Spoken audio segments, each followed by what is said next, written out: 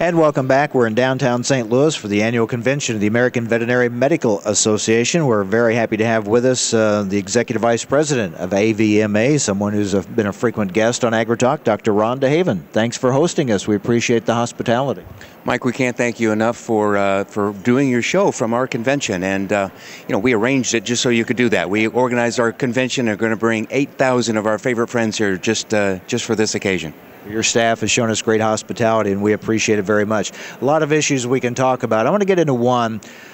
We've talked about it here on AgriTalk before because there are various lines of thinking on this particular subject, and is there or is there not a shortage of veterinarians in this country, especially for large animal veterinarians in rural America?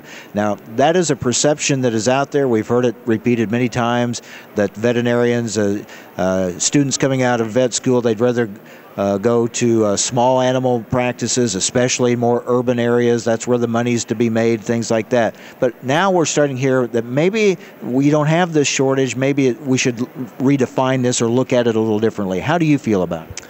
I think that kind of thinking, Mike, that we need to recategorize this or reshape our thinking on that is probably accurate.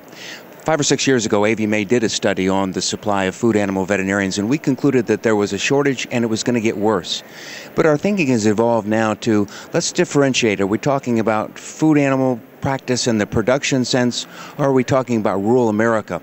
And as our colleagues at the American Association of Bovine Practitioners have pointed out, there indeed are areas of the country in rural America where there are no veterinarians. They're desperately needed, but perhaps it's an economic issue that is keeping people from going to those areas and not necessarily a shortage of individuals who would be willing to go there. So we need to focus on the economics, a business model that will make it economically viable for individuals to go into rural America. Now, as part of it, are they like many other students coming out of college, a lot of student loans, a lot of debt issues that they have to deal with right off the bat? Yeah, we haven't really broken it down to that extent in terms of the student and what their practice intent is and what their debt is, but the cost of education is the same. So on average, they're coming out of school with a debt of $130,000 to $140,000 and a starting salary somewhere in the range of $65,000. So a 2-to-1 ratio, and we'd like to see that much closer to 1-to-1.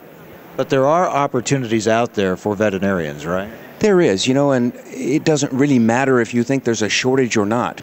If we're going to get veterinarians to go to rural areas, we need to make it more economically viable. So the programs that we have in place, the veterinary loan repayment program that AVMA pushed for and USDA is now implemented, and other programs that AVMA is directly involved in, go to pay that student loan off. That makes it more economically viable to go to some of those areas and survive in practice. It's one thing to make enough money to live on. It's another to make enough money to live on and service that debt. So if we can wipe out that debt or help with that, that makes it better in the rural area. You see most now in this field go either small animal or large animal, or is there still a place for that mix in there? Oh, there clearly is a place for mixed animal practice, and when we talk about rural practice, those typically are mixed animal practice. What we have seen, it's interesting, is practices that 20 years ago were predominantly large animal with a little bit of small animal. They've transitioned into being predominantly small animal and less production animal or food animal practice, and I think that's an indication of the consolidation of production agriculture in the U.S. And in the environment in which we live now with the animal welfare issues and things like that, the role of that veterinarian is also changing a little bit as well.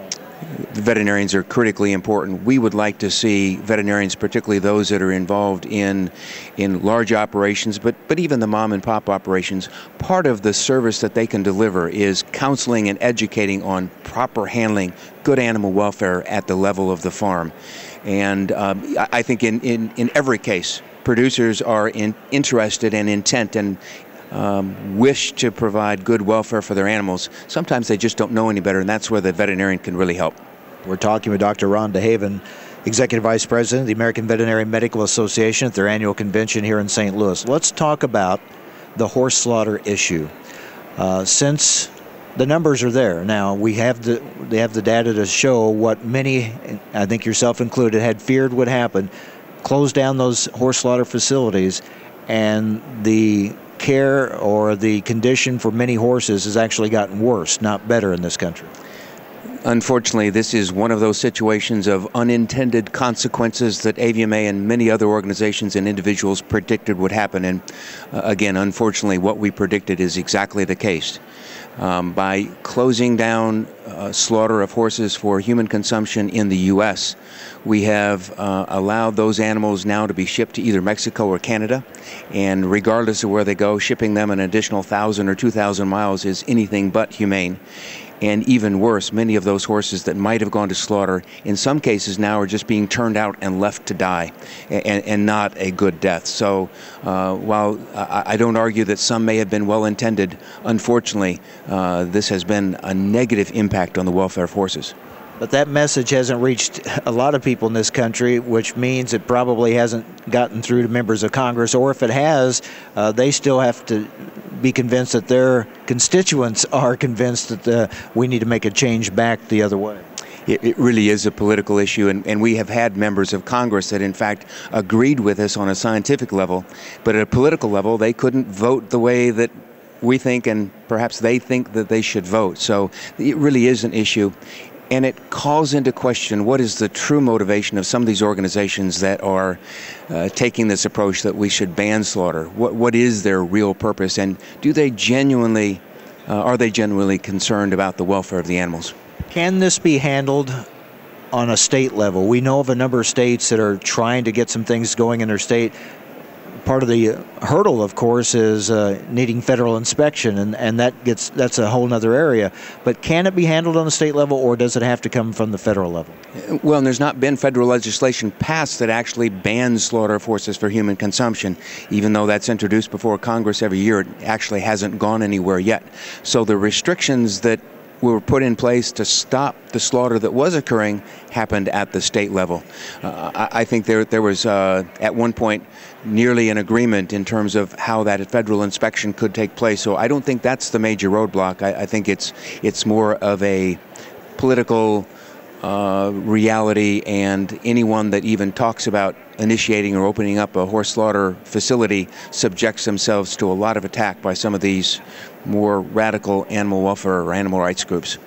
Let's switch to a topic we talked about with Dr. Mekas a few moments ago: preparedness for some type of a major outbreak of, say, foot and mouth disease. What is your assessment of our readiness, our preparedness in this country for something like that? Well, I'll fall back on my previous job when I was the administrator of the Animal and Plant Health Inspection Service, and that responsibility fell squarely in my lap. I felt really good at the time that we were in a position to detect very quickly and respond and contain and eradicate any disease outbreak. And I still think that's the case. We've got a great infrastructure in place with a laboratory network and all of those kind of pre-planning things in place to respond very effectively.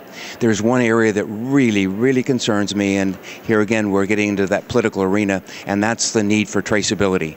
Without some kind of national level animal identification system that would allow us to quickly track those animals that were infected or had been exposed and potentially infected.